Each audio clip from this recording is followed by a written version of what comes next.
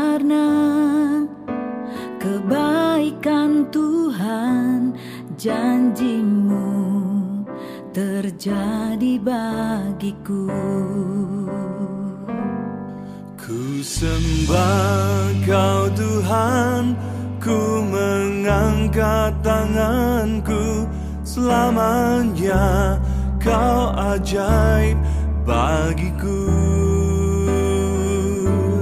Ku sembah Kau Tuhan, ku mengangkat wajahku, selamanya Kau hebat bagiku.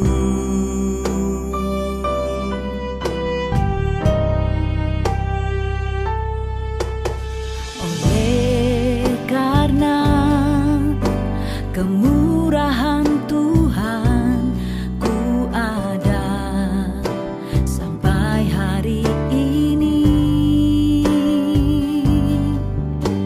Oleh karena kebaikan Tuhan, janji-Mu terjadi bagiku.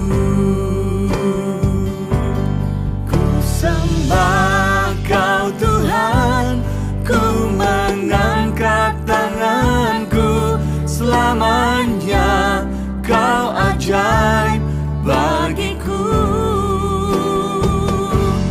Ku sembah Kau Tuhan, ku mengangkat wajahku, selamanya Kau hebat bagiku.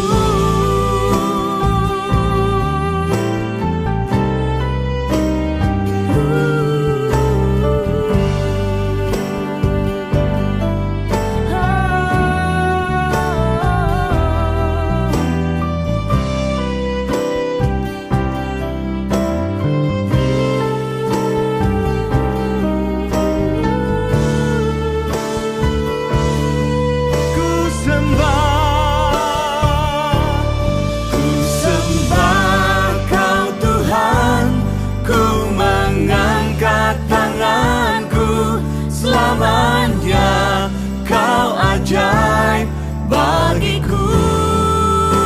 ku sembah Kau Tuhan, ku mengangkat wajahku, selamanya Kau hebat bagiku.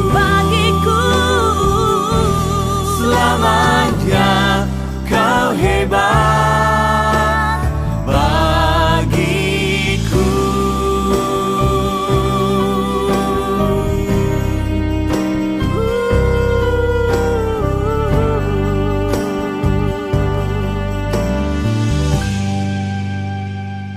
Selamat malam Bapak Ibu dan Saudara sekalian yang terkasih di dalam Tuhan. Kita bersyukur kepada Tuhan untuk waktu kesempatan malam hari ini yang Tuhan berikan kepada kita, untuk kita boleh bersama-sama bersekutu dengan Tuhan. Mari kita berdoa memohon Tuhan memimpin dan memberkati setiap kita sebelum kita membaca dan merenungkan firman-Nya. Mari kita berdoa.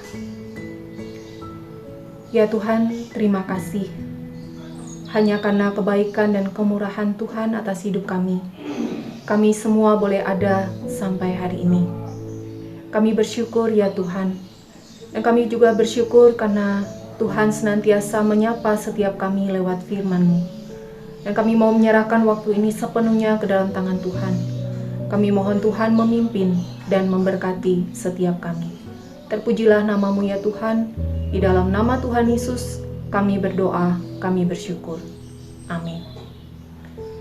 Bapak, Ibu, dan Saudara sekalian yang terkasih di dalam Tuhan, malam hari ini kita akan bersama-sama membaca dan merenungkan kebenaran firman Tuhan dari kitab Matius pasal 14 ayat 22 hingga ayat yang ke-33. Saya akan bacakan bagi Bapak, Ibu, dan Saudara sekalian.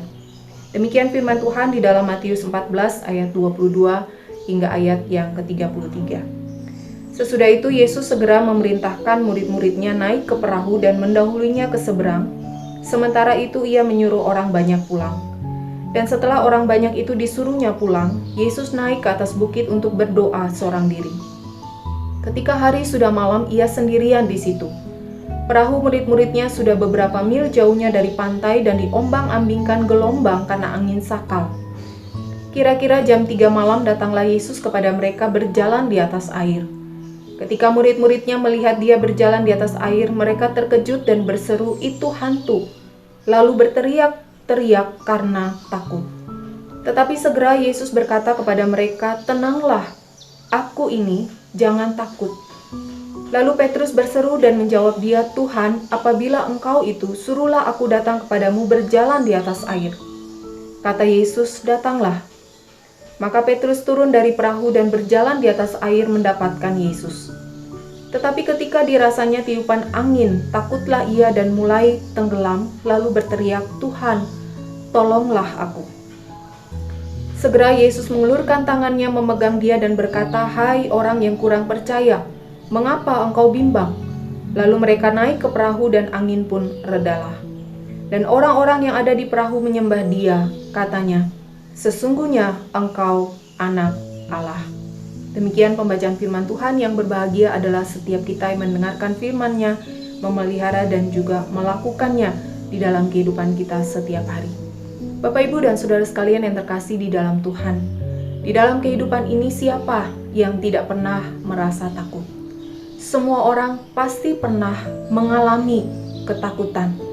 Misalkan takut terhadap masa depan, takut dengan keadaan ekonomi yang tidak jelas, takut dengan wabah penyakit yang mematikan, dan lain sebagainya. Apalagi di tengah-tengah situasi dan kondisi kita hari ini, mungkin ada banyak ketakutan, ada banyak kekhawatiran yang kita alami. Ketika kita mendengar berita jumlah orang yang terinfeksi virus COVID-19, atau ketika kita melihat masa depan usaha kita, pekerjaan kita, bahkan rencana-rencana kita ke depan, ada ketakutan, ada kekhawatiran di dalam hati kita. Bapak, Ibu, dan saudara sekalian, hal yang sama juga dialami oleh murid-murid Tuhan Yesus. Mereka juga mengalami ketakutan. Setelah peristiwa Yesus memberi makan 5.000 orang yang dicatat di dalam Matius pasal 14 ayat 13 hingga ayat yang ke-21, diceritakan bahwa mereka akan melanjutkan perjalanan ke daerah seberang, yaitu daerah Genesaret. Namun Yesus memerintahkan murid-muridnya untuk berangkat duluan ke seberang, sementara Yesus naik ke atas bukit untuk berdoa seorang diri. Hari sudah malam dan murid-murid sudah mendayung perahunya beberapa mil jauhnya, dan tiba-tiba ada angin yang keras sehingga perahu mereka mulai terombang-ambing karena gelombang. Di dalam kondisi tersebut mereka pasti merasa takut, dan ketakutan itu bertambah ketika mereka melihat ada orang berjalan di atas air dan mereka berpikir itu hantu. Kemudian Petrus juga takut ketika merasakan tiupan angin. Bapak, Ibu, dan saudara sekalian, dari sini kita belajar apa itu takut dan bagaimana mengatasi rasa takut. Ketika kita memahami apa itu takut dan bagaimana mengatasi rasa takut, kita akan melihat apa gunanya atau manfaat rasa takut. Bagaimana rasa takut dipakai Tuhan untuk mendidik kita. Bapak, Ibu, dan saudara sekalian yang terkasih di dalam Tuhan, seperti murid-murid takut hantu, padahal yang dilihat Tuhan Yesus. Ketakutan seringkali dikarenakan cara pandang kita terhadap sesuatu. Ketakutan seringkali karena image yang kita bangun sendiri yang justru membuat kita takut, padahal tidak demikian. Waktu murid-murid melihat seseorang berjalan di atas air di tengah kegelapan, mereka langsung berpikir itu hantu, tanpa melihat siapa sebenarnya yang berjalan di atas air. Sama seperti kita, seringkali kita takut bukan karena masalah itu besar, tetapi karena kita membesar-besarkan masalah. Lalu bagaimana kita mengatasi hal ini? Bapak, Ibu, dan saudara, caranya adalah kita harus belajar melihat kembali masalah yang kita alami dengan porsi yang sesungguhnya. Kita belajar melihat masalah dari sudut pandang Tuhan. Sama seperti Tuhan Yesus katakan, orang yang berjalan di atas air itu bukan hantu, tapi dirinya. Tuhan Yesus katakan, "Tenanglah, aku ini, jangan takut." Tuhan Yesus mengajak murid-muridnya untuk berpikir bahwa yang berjalan di atas air itu tidak selalu hantu, tetapi Tuhan Yesus pun sanggup melakukannya. Dan ketika murid-murid percaya bahwa itu adalah Yesus, guru mereka dan bukan hantu, ketakutan mereka hilang. Ketakutan justru berubah menjadi satu keberanian, bahkan membuat Petrus berani untuk mendatangi Yesus dengan berjalan di atas air juga. Bapak, Ibu, dan saudara sekalian yang terkasih di dalam Tuhan, sama seperti ketakutan Petrus ketika dia mendatangi Tuhan Yesus dan merasakan tiupan angin, melihat ombak yang besar, dan Petrus tidak salah melihat karena benar-benar ombak yang besar. Dan Petrus ketakutan sehingga jatuhlah ia ke dalam air. Tuhan Yesus datang dan menegur Petrus, bertanya tentang iman percayanya. Lalu mereka bersama berdiri dan naik ke dalam perahu. Baru setelah itu Tuhan Yesus meredakan angin dan ombak. Bapak, Ibu, dan saudara sekalian, seringkali kita melihat sebuah masalah itu adalah masalah yang besar. Dan kita tidak salah karena masalah itu benar-benar besar. Kita sudah tepat menilai masalah dan memang kita tidak membesar-besarkan masalah. Dan kita menjadi takut karena kita tahu masalah itu lebih besar dari kemampuan kita. Dan kita ragu, apakah kita kuat menghadapi masalah tersebut. Dan keraguan itu, Bapak, Ibu, dan saudara, membuat kita lupa tentang siapakah Tuhan. Seorang jenderal perang pernah berkata, "Jika jumlah pasukan kita banyak dan pasukan musuh sedikit, katakan kepada pasukan kita berapa jumlah pasukan kita dan berapa jumlah pasukan musuh. Tetapi ketika jumlah pasukan kita sedikit dan pasukan musuh banyak, katakan kepada pasukan kita siapa jenderal kita." Bapak, Ibu, dan saudara, ketika kita melihat kita kecil dan masalah itu besar, katakan siapa Tuhan kita. Ketika Petrus melihat dan dia merasakan ombak itu adalah masalah buat dia, Tuhan Yesus mengangkat Petrus dari ombak itu dan tidak membiarkan Petrus tenggelam. Namun Tuhan Yesus tidak membuat ombak itu reda dan menolong Petrus. Tetapi Tuhan Yesus justru meredakan ombak setelah mereka bersama-sama di dalam perahu. Bapak, Ibu, dan saudara sekalian, seringkali Tuhan menolong kita dengan tidak menghilangkan masalah dari kehidupan kita, tapi Dia mengangkat kita dan menyertai kita menghadapi masalah itu. Jadi ketakutan seringkali karena dua hal, yaitu yang pertama karena kita gagal melihat realita atau kenyataan hidup, dan yang kedua karena kita gagal mengenal Tuhan kita. Dan hal itu diatasi dengan kita mengenal realita hidup ini dan kita mengenal siapa Allah. Bapak, Ibu, saudara, Tuhan tidak hanya meminta kita untuk berserah kepada Dia, percaya bahwa Dia adalah Allah yang mampu menyelesaikan masalah, tetapi Tuhan juga ingin kita berusaha mampu melihat realita hidup kita. Dan keduanya membutuhkan pertolongan Tuhan. Dengan demikian kita akan belajar dari masalah dan kita akan mendapat manfaat dari masalah. Kita tidak lagi memiliki cara pandang yang salah terhadap masalah, yaitu kita tidak lagi memiliki satu cara pandang bahwa masalah bukan sesuatu yang tidak berguna atau tidak bermanfaat dan menjatuhkan kita. Tetapi saat ini kita harus mulai berpikir apa yang bisa saya pelajari dari sebuah masalah. Kita melihat sisi lain dari sebuah masalah. Dan dengan masalah kita bisa mengintrospeksi kembali diri kita dan mengenal kembali siapa diri kita dan siapa Tuhan kita. Ketakutan membuat kita mengerti bahwa kita bukan siapa-siapa. Ini hal yang pertama atau manfaat pertama yang kita bisa pelajari dari bagian ini. Hal kedua atau manfaat kedua yang dapat kita pelajari, bahwa kita tetap membutuhkan Tuhan di dalam kehidupan kita. Dan akhirnya kita melihat Tuhan lebih besar dari masalah kita. Seperti Dia berhasil membawa Petrus kembali ke perahu dan tidak membuat Petrus tenggelam. Dan Tuhan Yesus dapat meredakan angin ombak sehingga ombak tidak menenggelamkan perahu dan seluruh orang-orangnya. Dan melalui bagian ini, Bapak, Ibu, saudara sekalian, kita juga belajar bahwa sebenarnya ketakutan yang timbul di dalam hati kita adalah cara Tuhan untuk mengingatkan kita akan Dia. Tuhan memakai ketakutan kita untuk membuat kita sadar dan cepat-cepat berlari kepada Dia. Ketakutan membuat kita sadar bahwa Tuhan akan mendemonstrasikan sesuatu pada kita, yaitu penyertaan-Nya di dalam kehidupan kita. Bapak, Ibu, dan saudara sekalian yang dikasihi oleh Tuhan, dengan kita memahami hal ini, kita akan mengerti bahwa di balik ketakutan yang kita alami, ada Tuhan di sana. Ketika ketakutan dipakai Tuhan untuk membuat kita semakin dekat dengan Dia, itu adalah cinta kasih Tuhan kepada kita yang ingin supaya kita tetap dekat dengan Dia. Bapak, Ibu, dan saudara sekalian, saya akan menutup renungan pada malam ini dengan sebuah ilustrasi. Alkisah ada seorang gadis kecil sedang bermain sendirian di taman. Ia berlari-lari memetik bunga, bernyanyi, mengejar kupu-kupu, menari, melompat, dan tanpa sadar dia semakin lama semakin menjauh dari ibunya. Sementara ibunya setelah selesai menggelar tikar dan menyiapkan makanan bawaannya, ibunya memanggilnya untuk makan bersamanya. Tetapi panggilan itu tidak mendapat tanggapan sampai seekor anjing besar menggonggonginya. Karena terkejut dan ketakutan luar biasa, anak itu berteriak dengan keras, "Mama!"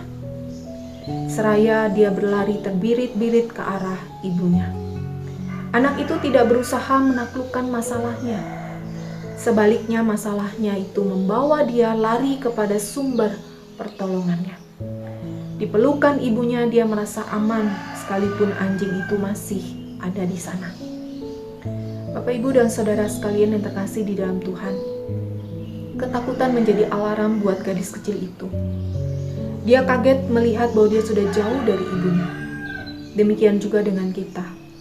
Ketakutan menjadi alarm untuk mengingatkan kita kembali posisi kita di hadapan Tuhan. Apakah saat ini di dalam setiap pergumulan kita, atau mungkin dalam berbagai masalah yang sedang kita hadapi, dan dalam setiap ketakutan yang kita alami, membawa kita datang kepada Tuhan, sumber pertolongan dan kekuatan kita. Bahkan semakin hari, kita semakin dekat dengan Dia. Amin. Mari kita berdoa.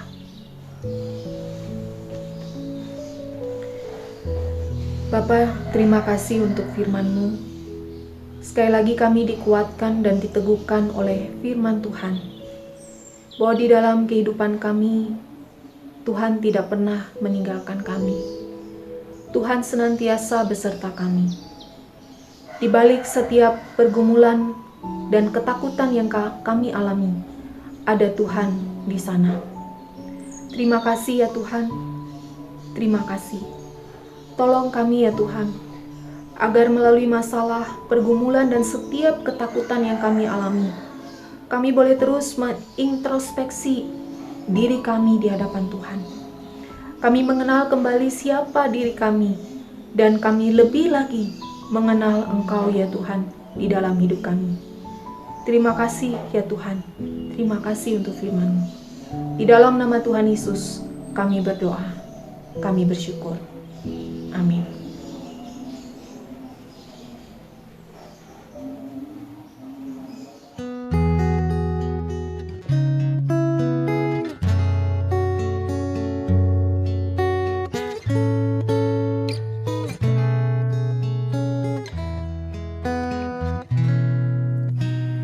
Bila kau rasa gelisah di hatimu, bila kelam kabut tak menentu hidupmu, ingat masih ada seorang penolong bagimu. Yesus tak pernah jauh darimu. Bila cobaan menggodai hatimu, bila sengsara menimpa keadaanmu, ingat Yesus takkan pernah jauh darimu. Dia selalu pedulikan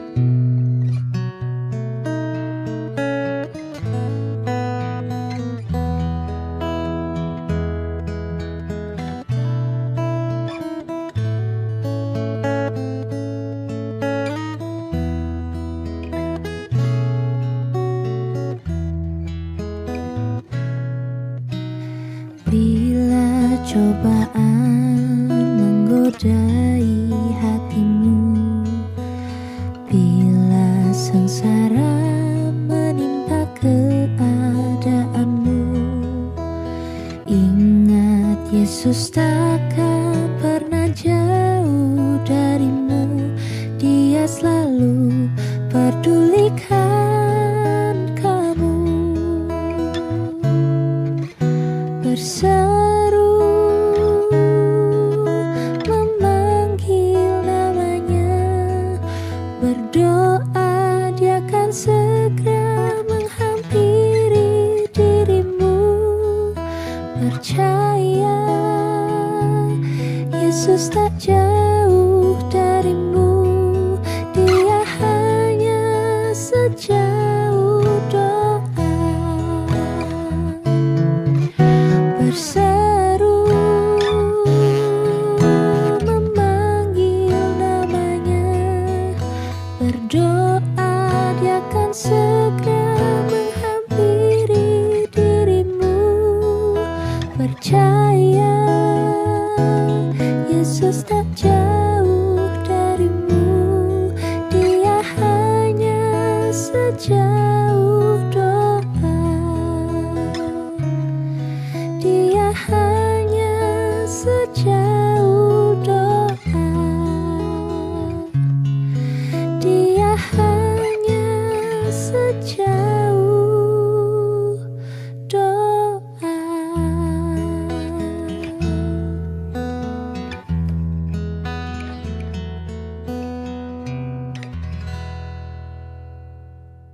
Bapak, Ibu, dan Saudara sekalian, mari kita datang ke hadapan Tuhan, membawa segenap diri kita, segala kekhawatiran kita, kecemasan kita, dan pergumulan kita kepada Tuhan. Tuhan senantiasa bersama-sama dengan kita. Tuhan tahu semua yang kita alami, dan Dia mengerti apa yang kita rasakan. Mari kita berseru hanya kepadanya, memohon belas kasihan dan pertolongannya. Yang pertama, mari kita terus berdoa untuk Presiden Jokowi dan seluruh jajaran pemerintahan yang ada, agar Tuhan menambahkan hikmat bijaksana dalam mengambil kebijakan-kebijakan penting di tengah wabah COVID-19. Selanjutnya, kita berdoa untuk pemulihan perekonomian di negara kita. Mohon anugerah Tuhan agar semua dapat segera pulih seperti sedia kala. Dan kita juga terus berdoa untuk situasi keamanan, terutama di tengah pandemi ini, agar segala tindak kejahatan atau kriminal tidak terjadi. Mari kita berdoa.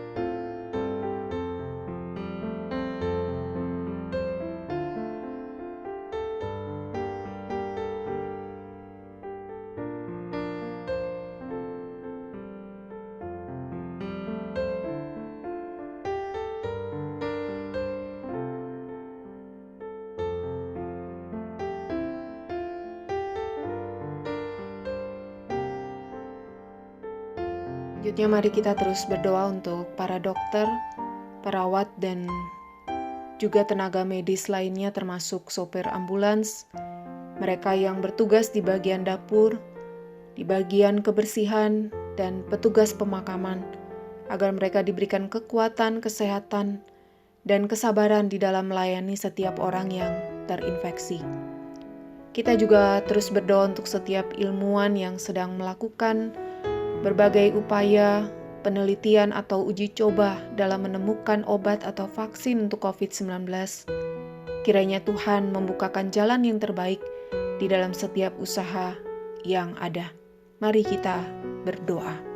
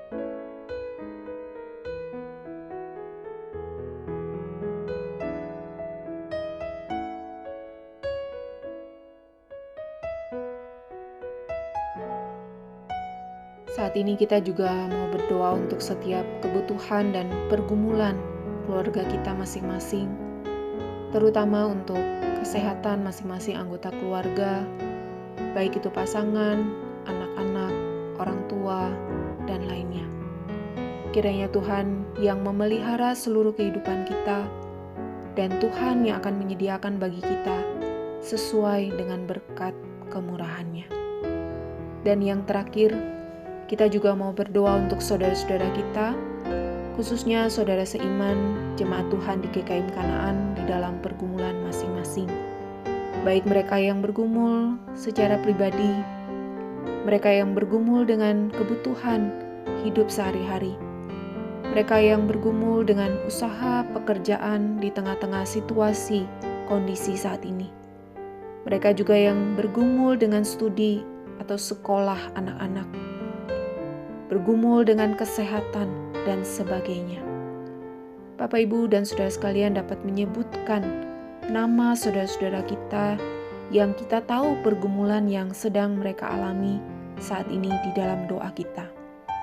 Kita mohon Tuhan memberikan kekuatan dan keteguhan iman bagi kita semua untuk menghadapinya bersama dengan Tuhan. Mari kita berdoa.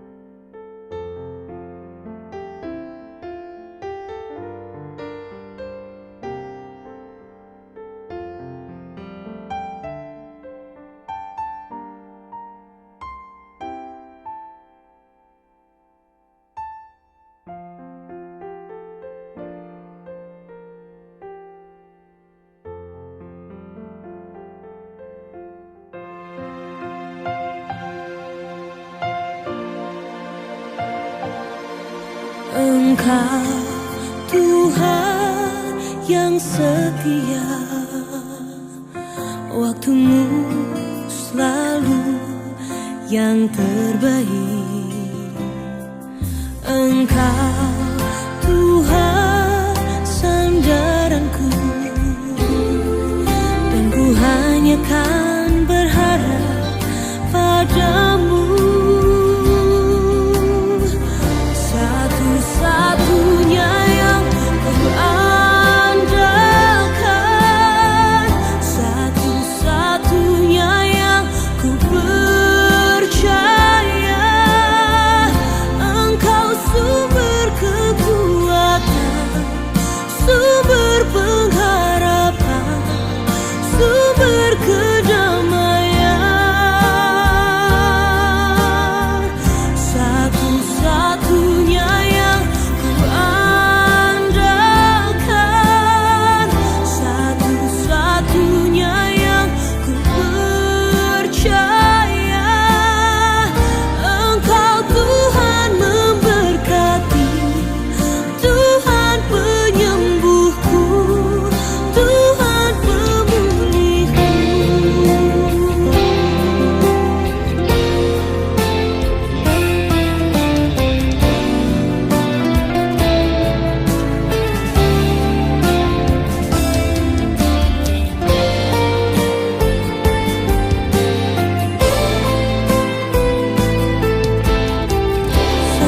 Satu-satunya yang ku andalkan, satu-satunya yang ku percaya. Satu-satunya Kau yang setia, satu-satunya Kaulah Tuhanku. Satu-satunya yang ku andalkan, satu-satunya yang ku percaya. Engkau sumber kekuatan, sumber pengharapan, sumber kedamaian. Oh, satu-satunya yang ku andalkan, satu-satunya yang ku percaya. Engkau Tuhan memberkati, Tuhan penyembuhku, Tuhan pemulihku. Engkau Tuhan memberkati, Tuhan penyembuhku,